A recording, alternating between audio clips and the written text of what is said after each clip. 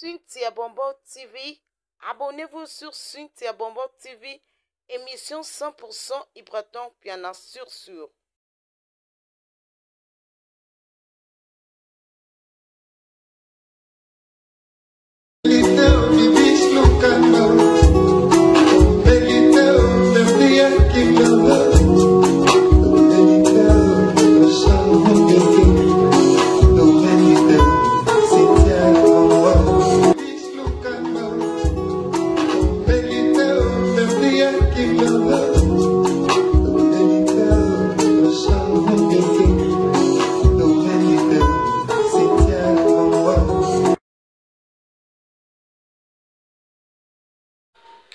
Grande joie de vous savoir, très nombreux fidèles téléspectateurs. Merci d'avoir aimé votre émission.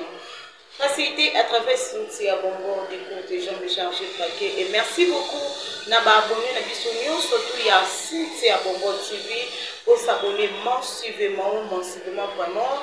Nalinga bino tellement mingi, nebi ke bino pe bolinga mingi. Toke na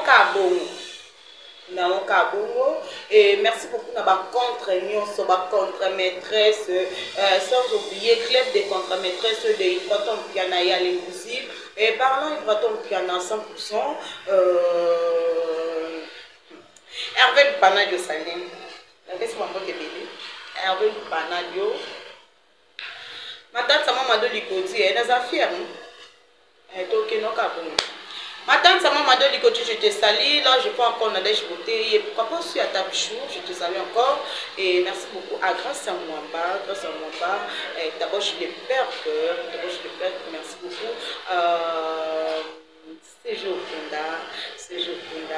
Il y a Sissi, Magali Sissi, ma grande sœur chérie, je te salue. Et contre-maîtresse, surtout, ma vie, tout s'est préparé. Les 12 heures, puis sur surtout, on a toujours, on a un deuxième volume. Ce n'est pas sorcier, c'est ça qui nous dit, c'est ça qui nous dit. Deuxième volume avec Ibraton Piana et Baléaloye, Boya, Lembusi. Biso to loba mingi te, biso to fingate, biso to tongate, biso za ntoka de musala. Eno musala. Ata babandi ko loba na bino banda lelo ti lobi. To loba te. Mais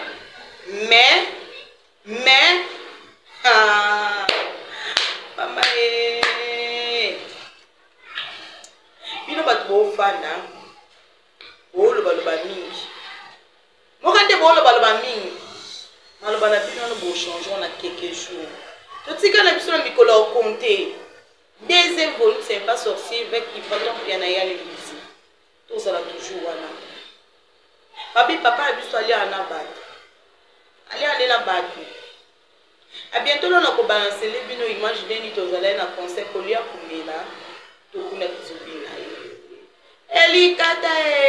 Elikata matiti. J'étais katate.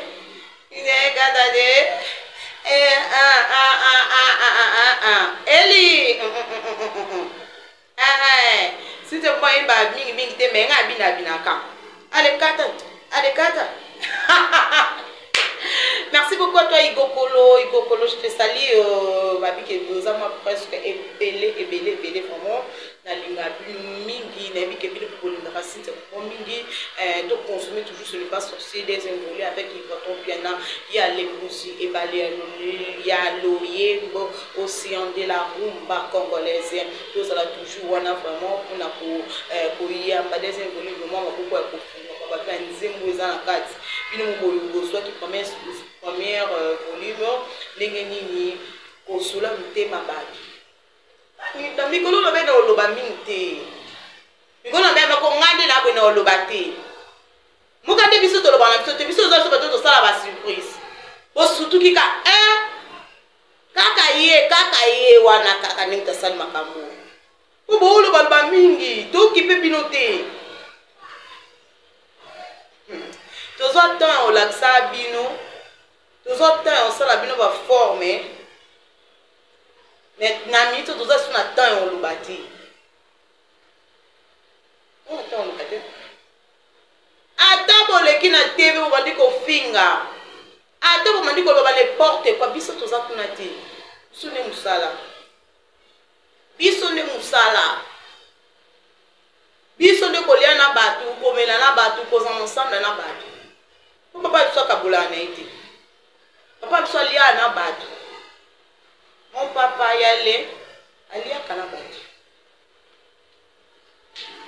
par contre na bacontre maîtresse je vous aime beaucoup nalingaka bino tellement mingi nalingaka bino vraiment makasi vraiment bokanisa te kende nde nzambe asala biso na minoko toyebi koloba te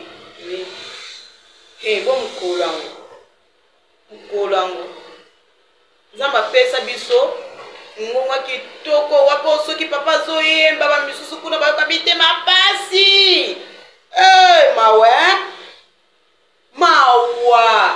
yeye azanuka wana yeye esimba nango esimba ma vie passée eza présent Dieu passé non eza présenté mon réalisateur mikolo na bena oloba mingi te na oloba ka moke bongo passé eza présenté babone na nga Cynthia bongo je vous love Cynthia bongo nde eza boye ngaka bo les 12 na 12 heures les 12 na 12 heures ya koinda les 12 na 12 heures biso nyonso tozala wana deuxième volume consolation ya motema ezoka yale monument de la rumba congolaise yale tolanda nanu papa ndenge abandaki koyeba yale mosu ndenge azosepelisa bato ndenge tala nde bato bazokweya mpona kokata bazoyoka nzembo nzambe na ngai pour réalisateur balance lenga no image otozo masima